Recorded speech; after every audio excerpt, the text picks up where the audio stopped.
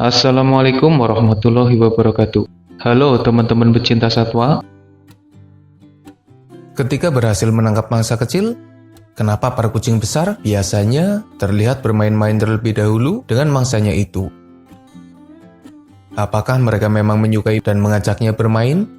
Atau ada maksud terselubung di balik perlakuan yang terbilang cukup aneh itu? Kita ambil contoh ketika cheetah berhasil menangkap gazelle kecil. Biasanya para cheetah tidak mengalahkannya secara langsung, tapi mereka membiarkannya dan malah mengajaknya bermain. Padahal ketika menangkap gazelle dewasa, para cheetah terlihat puas dan sesegera mungkin mengalahkan mangsanya itu. Apakah para cheetah memang menyukai gazelle kecil sebagai teman bermain, atau mereka tidak tega, atau ada tujuan lain? Jika dibilang tidak tega, toh akhirnya cheetah tetap saja memangsa gazelle kecil yang sebelumnya diajak bermain itu. Lalu para singa juga melakukan hal serupa. Beberapa kali, para singa yang sudah menguasai mangsa kecilnya terlihat tidak buru-buru untuk mengalahkannya.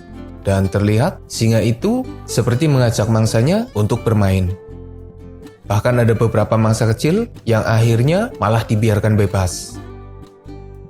Dan yang paling aneh adalah ketika singa memperlakukan mangsa kecilnya seperti anaknya sendiri. Apa yang sebenarnya terjadi dan apa yang mendasari kelakuan dari para singa? Admin sendiri pernah membahas perilaku aneh dari induk singa yang kadang seakan mengadopsi anak dari hewan lain.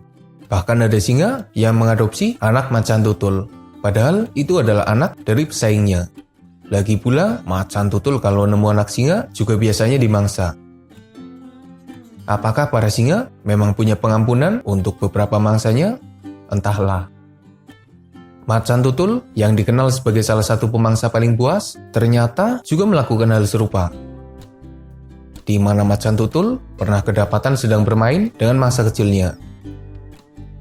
Macan tutul loh, yang biasanya mengerikan, ternyata punya sisi baik dalam dirinya dan ditunjukkan kepada mangsanya. Apa nggak bingung coba? Dan admin juga percaya jika kucing besar lainnya juga pernah melakukan hal serupa kepada mangsa kecilnya, tentu dengan alasan yang tidak bisa dijelaskan dengan pasti. Kita hanya bisa menduga-duga saja. Mengutip laman Livescan, pembahasan seperti ini juga masih membuat bingung. Dikira pemangsanya kasihan, akhirnya dimangsa juga. Dikira salah paham karena mereka diperlakukan seperti anaknya, akhirnya ditinggalkan. Atau kadang juga akhirnya dimangsa. Jadi, emang gak ada penjelasan pasti mengenai fenomena seperti ini. Tapi, beberapa orang mengatakan bahwa itu adalah insting alami dari para kucing. Seperti yang kita tahu, ada permainan antara kucing dan tikus. Seperti yang ada dalam kartun Tom and Jerry.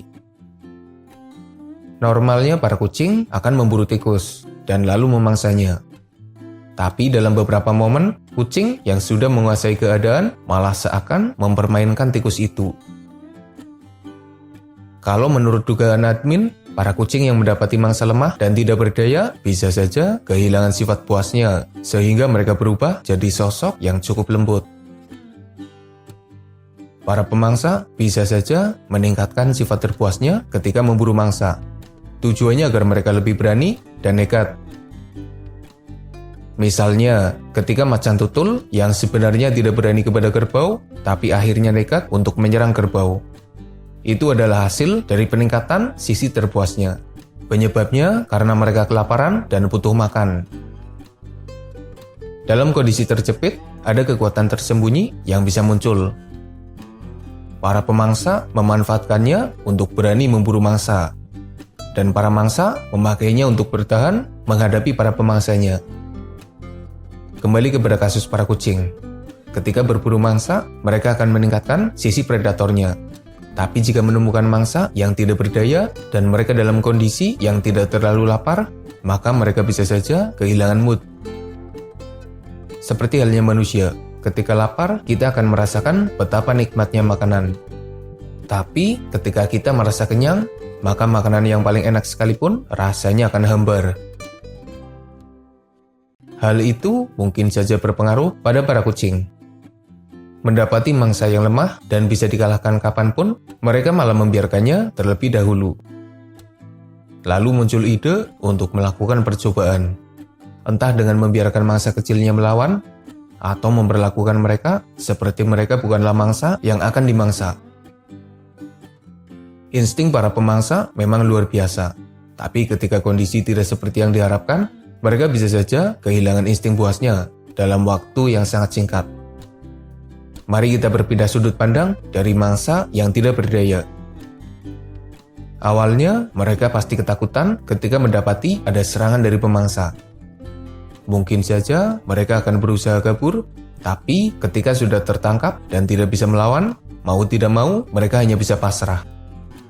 Rasa takut yang mencekam tetap ada dalam dirinya, tapi karena kondisi yang sudah serba kejepit, mereka hanya bisa pasrah dengan kondisi itu. Mangsa kecil yang sudah tidak berdaya itu juga pastinya heran dengan perilaku pemangsanya. Ketika mereka mulai pasrah, mengira akan segera dimangsa, tapi malah diajak bermain. Atau bahkan diperlakukan seperti anak. Maka hal itu akan menyebabkan kebingungan.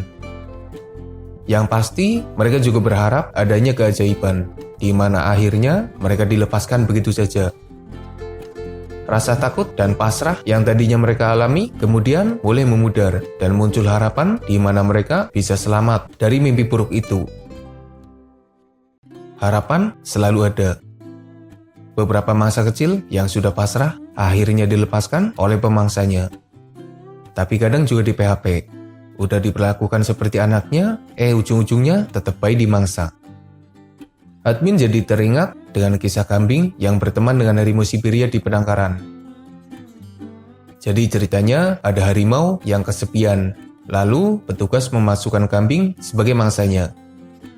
Entah karena kesepian atau karena menyukai kambing itu, harimau tidak memangsanya dan menjadikan kambing itu sebagai teman. Sayangnya, si kambing itu terlalu memaksakan keberuntungannya. Udah dibaik-baikin sama harimau, si kambing gak bisa jaga diri. Ia memperlakukan harimau dengan cukup kasar, di mana kadang si kambing menyeruduk dan bertingkah lebay. Namanya harimau, meski telah memberikan perlakuan khusus, tapi mereka tetap saja punya sisi puasnya. Diganggu oleh mangsa yang sudah dianggap teman, akhirnya harimau kelepasan dan lalu menyerang kambing itu hingga mati. Yang salah siapa coba? Sementara ini, admin hanya menemukan kasus pengampunan kepada mangsa yang dilakukan oleh para kucing. Bagaimana dengan pemangsa lainnya? Mungkin saja ada kasus serupa, tapi jarang terlihat. Hyena kayaknya nggak mungkin, secara mereka rakus, dan bangkai hewan aja tetap dimangsa. Buat apa coba ngasih pengampunan kepada mangsa yang tidak berdaya? Mereka berburu aja masih sering gagal.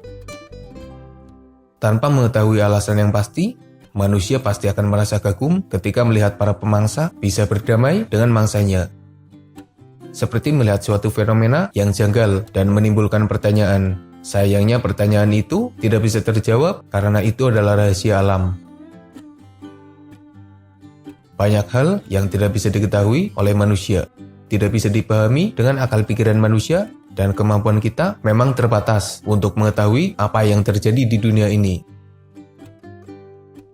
Menurutmu, apa yang menyebabkan para kucing besar memberikan perlakuan yang berbeda kepada mangsa kecilnya yang lemah dan tidak berdaya? Jika kamu punya pendapat lain, silahkan tulis di kolom komentar.